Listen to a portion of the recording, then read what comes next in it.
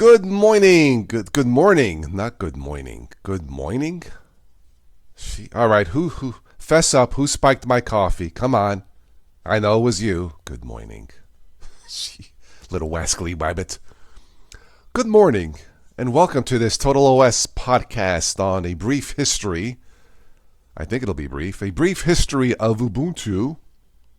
Big changes coming to Ubuntu next year. The buzzword now is Immutable. It's really nothing new. Chromebooks have had this for over 10 years, but we'll talk about that. This Total OS podcast is made possible with the help of, I'm recording this in Windows 11. I dual boot Windows 11 and different forms of Linux. No more Ubuntu, sadly. But yeah, I had to run some updates in Windows 11. Anyway, using Windows 11, coffee made from my Keurig coffee machine. If you haven't already checked out a Keurig coffee machine, instant coffee. And thanks, Dad, for the music. Also helps when I record these, just to put me in the mood. Italian music, except for my dad from Italy, during the pandemic lockdowns. I'll have a link for that also below in the show notes if you like Italiana music, eh? It's an offer you can't refuse. Right? I just realized my furnace kicked on again. What the frack? It's like, it's June 7th, summer. I've had to run the furnace. Sorry, I got Schwarzenegger on my mind. There's a terrific TV series on Netflix called Fubar, with Arnold Schwarzenegger and the actress from Top Gun 2. Anyway, check out Fubar.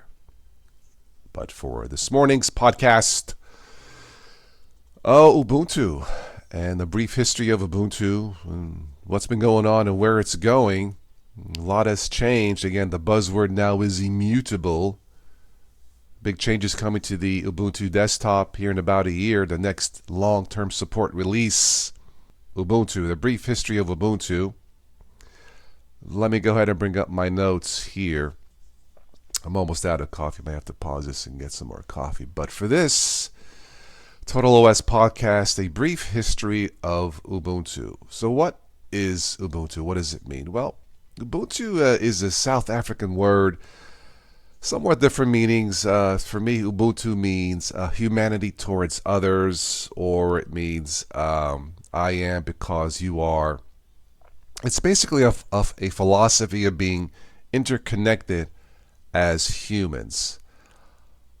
When I think of the word Ubuntu in general, not so much Linux, but in terms of what it means, what's that saying years ago? If every person on this earth helped another person, no human being, no person would be without help. I guess that's one way to describe the meaning of Ubuntu outside, of course, it is a Linux distribution. So Ubuntu started in 2004, a company called Canonical, founded by Mark Shuttleworth. And I think Ubuntu was one of the first, if not the first, Linux distribution to schedule regular releases cycles starting 2004 October, releasing new Ubuntu, releasing every 6 months. Now I believe it's every 9 months, with LTS's long-term support releases coming every 2 years. Okay, so the latest LTS release as of this recording would be Ubuntu 22.04, of course released in April of 2022. And the LTS releases will have support, maintenance, updates for 5 years. If you are new to Ubuntu, that's the one you want to stick with. I no longer use Ubuntu for various reasons. So if you're new to this and don't know what Ubuntu, what even Linux is, well, Linux, it's a different form of an operating system. It has nothing to do with Windows or Mac, but Linux, Linux, the modern version of Linux was born back in 1991 by a college student from Finland named Linus Torvalds. And he developed the code or the Linux kernel. And he is often called the father of Linux, or at least the father of modern day Linux. It should be noted that he also likes immutable operating systems, or at least Chromebooks, which of course are based on Chrome OS. I suppose if Ubuntu is going to copy from someone, copy from the best, in this case Chrome OS. Ubuntu is still around, of course. I did mention Mark Shuttleworth. Yeah, he was he's still around, but he was a South African businessman. Anyway, he brought a team together to start, he founded the company Canonical, which is still around, to support and make Ubuntu. All right, so the first Ubuntu was released as version, then they have these names, animal names. It was called Wordy Warthog. I started with Ubuntu back in 2006. Of course, we all used, and we probably still use, Windows, the majority of us. And like I said, Windows 11 is awesome. Yeah, it's I hate to say this, but Windows 11 is fairly lightweight compared to some Linux-based systems such as Ubuntu. I've been able to install Windows 11 on multiple machines, multiple 10-year-old machines, and it works. Anyway, so yeah, Ubuntu today still is probably the most well-known and probably the most famous of all the Ubuntu, of all the Linux-based systems, for various reasons. Ubuntu today uses what's known as the GNOME or GNOME Shell desktop environment. With the proper extensions, the tweaks, it can work. It is not my favorite desktop environment. In fact, Linus Torvalds, the father of Linux, when GNOME 3 was first released to the world back in 2011, he called it an unholy mess. I'll let you guys research that. There are different flavors or different desktop environments for Ubuntu. There's Lubuntu, Xubuntu. My favorite probably is Ubuntu Mate. There's Ubuntu Budgie, Studio, and so on. Although right now I like Linux Mint.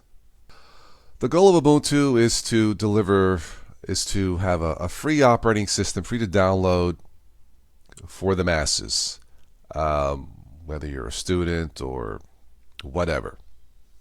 So, and they have succeeded. If it wasn't for Ubuntu, I probably would not be here doing this, meeting all of you. And by the way, in my opinion, the Linux community is the best, if not one of the best communities out there. Not just technical communities, but just in human terms. And thank you to all of you who have stuck around over these years on the Total OS Today Technology channel. So Ubuntu has succeeded in bringing Linux to the masses. I'm guessing many of us started with Ubuntu first, then moved on to others. With me, I started with Ubuntu.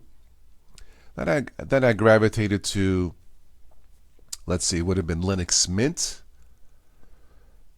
From there to Zorin.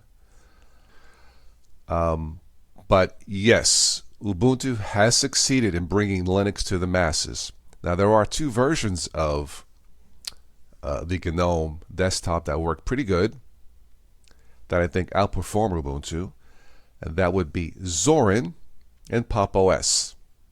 Those have the proper tweaks and extensions to make it easier, especially if you are all new to this. Now, so we talked about a brief history of Ubuntu starting in 2004, new releases every 9 months. It's free to download and try. Long-term support releases are every 2 years. So the next one from this recording would be next year, next April. So, where are we today with Ubuntu? I need to pause this for 1 second so I can get a coffee. I'll be right back and get a refill on my coffee.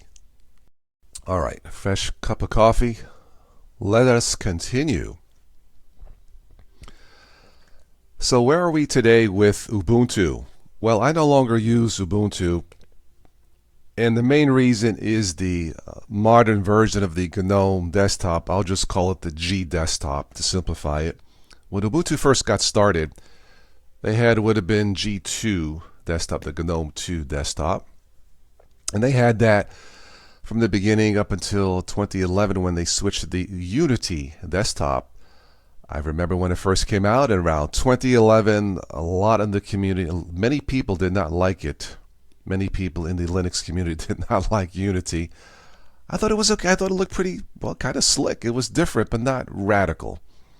At the same time, G3 came out, GNOME Shell came out back then with the latest version. That was radical. I think that's why Linus Torvalds, the father of Linux, he said it was an unholy mess. I had to pick one. I stuck with Unity, and I used it since about 2016 when Ubuntu reached its peak, in my opinion, with the Unity desktop. I had it installed on 2 machines. It just worked. A year later, in 2017, they switched to GNOME. Yeah, they switched to the next version of the GNOME desktop, and man, I was not happy. I'm probably not the only one. Yeah, I could tweak it, customize it, add the extensions. If the extensions broke, try another I mean, it was just too much work. It didn't make sense to me. But I stuck around with Ubuntu. I kept the faith, and finally, with version, Ubuntu release of number 22.04, they had the pre-installed extension, the pre-installed tweaks to where, hey, nothing broke. This is how a desktop should be. You shouldn't have to install a system and then get to work to make the system work the way you want it to. Right? At least that's my philosophy, whether it's Linux or Windows or Mac, or Chrome OS for that matter. It worked until months ago. I ran some updates. It had no sound. The sound driver, when I went to sound settings, it said dummy output. How appropriate. Now, I've been doing this a while. I'm a Windows user, but I have some patience. I figure, all right, I'll just run some terminal commands and fix it. Ran some more terminal commands.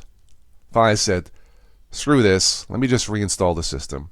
Still, after reinstalling dummy output, at that point, when you do a fresh install of anything and you still have no sound, that's where my patience ran out.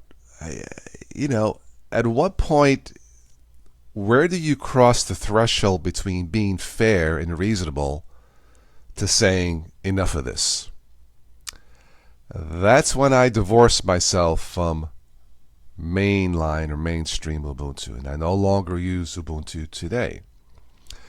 Very disappointing. I still think Ubuntu is a nice looking system. It has the potential to be better than what it is, but yeah, I no longer use Ubuntu. Now, we've talked about big changes coming to the Ubuntu desktop next year, something called an Immutable system. It'll be offered as a choice between standard Ubuntu download and the Immutable OS.